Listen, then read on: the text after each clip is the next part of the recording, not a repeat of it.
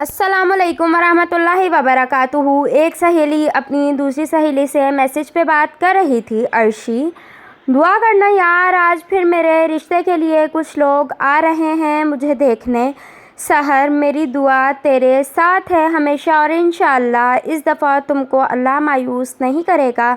सहर आमीन कहकर सहेली को अल्लाह हाफिज़ कहती है और साथ में कुछ बातें करती है। अर्शी, तुम जानती हो ना, ये मेरा 5वां रिश्ता है और इससे पहले आने वाले हर रिश्ते ने मुझे रिजेक्ट किया है कि लड़की खुश शक्ल नहीं है। सहर रोते लहजे में अर्शी से कह रही थी, अल्लाह ना करे इस दफ़ा भी ऐसा हुआ तो मैं ख़ुद को ख़त्म कर लूँगी। मुझसे नहीं देखा जाता मेरे बाप का उतरा चेहरा और उनके आंसू, उनकी परेशानी। अर्शी, मैं नहीं जानती कि ऐसा कौन सा गुनाह है कि जिसकी वजह से मेरे रिश्ते में रुकावट है, पर मैं ये सोचने पे मजबूर हो गई हूँ। मेरी उम्र का एक अहम हिस्सा ऐसी चीज़ में गुजर गया है कि जो आता है उसको शहज़ादी और मलका चाहिए। मुझे नहीं पता कि सब में मेरा क्या कसूर है। मैसेज चैट ख़त्म हुई दोनों की। अगले ही लम्हे सहर को वालदा ने चाय लाने का कहा क्योंकि मेहमान आ चुके थे। किस्सा मुख्तसर, लड़के के घर वालों ने बस एक नज़र सहर को देखा और बिना कुछ पूछे सुने ये कहा कि हमारा बेटा देखकर डिसाइड करेगा कि इसको पसंद है या नहीं, उसके बाद अगली बात हम करेंगे। चलें जी। अब प्रिंस साहब, जो कि बालकनी में कुर्सी पर बैठे फ़ोन यूज़ कर रहे थे, एक टांग टेबल पे रखी हुई अपने ही मूड में मस्त वालदा की आवाज़ देने पर मुतवज्जा हुए। साहब और लड़की को देखते ही बिना सोचे समझे बोल उठे, मोम, इसको देखने आए थे हम यहाँ। ये कहकर जनाब वहाँ से उठकर सहन में आ रुके। पीछे पीछे उसकी वालदा उसको आवाज़ें देती हुई कि बेटा सुनो तो, अब बताओ तो आखिर हुआ क्या है। बेटा साहब बोले, मोम, इसकी शक्ल देखी है आपने। माँ बोली, क्या हुआ है इसकी शक्ल को, सही तो है। मुझे नहीं करनी मोम इससे शादी। ये सब बातें सहन की खिड़की के पास उस पार बैठा लड़की का बाप सुन रहा था और एक बार फिर उसके चेहरे से साफ साफ पढ़ा जा सकता था कि वो टूट चुका था। कांपते हाथ में पकड़ी चाय की प्याली टेबल पे रखी और गैरत का मुजाहरा करते हुए बोल उठा कि जनाब, इज़्ज़त होती है आपके बेटे को। अगर मेरी बेटी पसंद नहीं तो कोई बात नहीं, पर यूँ चीख चीख के बताने का जो जवाज़ बनता है।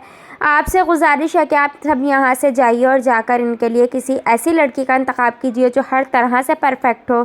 शुक्रिया। वो सब तो चले गए, लेकिन वो बेटी जो बिल्कुल हिम्मत हार चुकी थी, ख़ुद को कमरे में बंद करके ज़ोर ज़ोर से रोने लग गई और अपने खुदा से गिले शिकवे करने लग गई कि मुझे इस दुनिया में मेरे माँ बाप के लिए इम्तहान क्यों बनाकर भेजा, मुझे मौत क्यों नहीं देता, मैं बाप का बोझ क्यों बन गई हूँ, मेरा क्या कसूर है, मेरी शक्ल में क्या कमी है जो हर शख्स को नज़र आती है पर मेरे बाप को मुझ में नहीं दिखती। मेरे बाप का हौसला क्यों आजमा रहे हो खुदाया।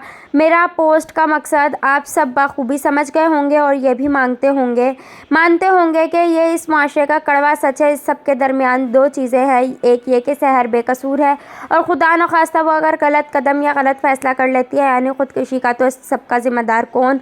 दूसरा, उसके बाप का लोगों की बातें सुन सुनकर टूट कर बिखर जाना, हार जाना और परेशान होकर चारपाई पे हो जाना। आखिर कब तक यही सब होता रहेगा। ऐसा क्यों है कि लोग अकल की जगह शक्ल को तरजीह देते हैं। ऐसा क्यों है कि किसी को ये जानने का शौक़ नहीं कि लड़की नमाजी है या नहीं, दीन जानती है या नहीं, घर वालों को समझ पाएगी या नहीं। सबको बस शक्ल, सूरत और ख़ूबसूरती से क्यों लगाव है। ये लोग क्यों भूल जाते हैं कि खुदा की लाठी बे आवाज़ होती है, वो जब चाहता है आजमा लेता है। जो लोग किसी की बहन बेटी को रिजेक्ट करते हैं किसी कसूर की बिना, वो ये याद रखे कि किसी की आह लगने में देर नहीं लगती। जब एक बाप सारा कुछ सुन रहा हो और फिर भी चुप हो तो उसका मतलब यही है कि वो हार चुका है, वो थक चुका है। उसके पास कहने को बहुत कुछ है मगर वो गैरत के मारे अपने अंदर ही सारा समंदर लिए एक दिन दुनिया छोड़ जाता है और पीछे रह जाने वाली इस शहर जैसी बेआसरा लड़कियां बहुत से चैलेंजेस का सामना करती हैं। बाज़ तो खुद मुख्तारी को खुश असलूबी से पार कर लेती हैं और बाज़ बीच रास्ते में लड़खड़ा जाती हैं।